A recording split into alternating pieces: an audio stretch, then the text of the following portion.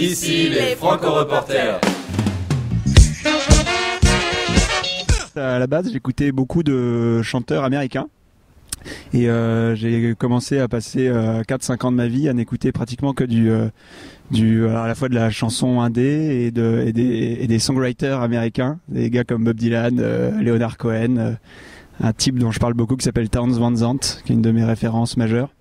Et donc assez naturellement, quand j'ai voulu commencer à écrire mes premières chansons, j'étais en Norvège à ce moment-là, donc j'étais dans un milieu où ça parlait anglais. J'ai commencé à les écrire en anglais, sur le modèle de ces grands gars que je voulais imiter. Et puis petit à petit, en fait, je me suis rendu compte que ce qui m'intéressait chez ces chanteurs-là, c'était la force de leur texte. Et donc il y a eu un cheminement assez naturel à un moment à essayer d'écrire dans ma langue maternelle pour essayer d'arriver à des textes encore plus aboutis, et parce qu'on atteint forcément ses limites à un moment quand on écrit dans une langue qui n'est pas la nôtre.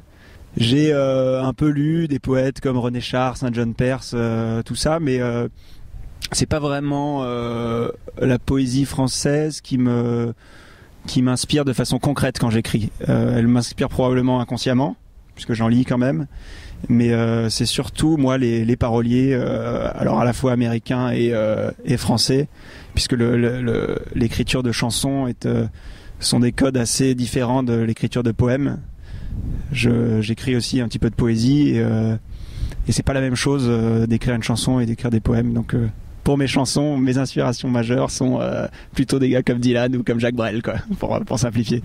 Depuis quelque temps, j'essaye d'ouvrir aussi. J'ai des chansons un peu plus joyeuses, un peu plus gaies, mais vraiment ce qui m'a toujours plu, moi, dans tous ces songwriters américains dont je parle, c'était la dimension qui pouvait parfois être grave, pas forcément sombre, mais grave, et c'est ça qui me procurait le plus d'émotions, quoi. Donc j'essaye de faire un peu pareil, mais je pense pas être un gars triste et dépressif, mais c'est simplement que j'aime évoquer la tristesse dans mes chansons.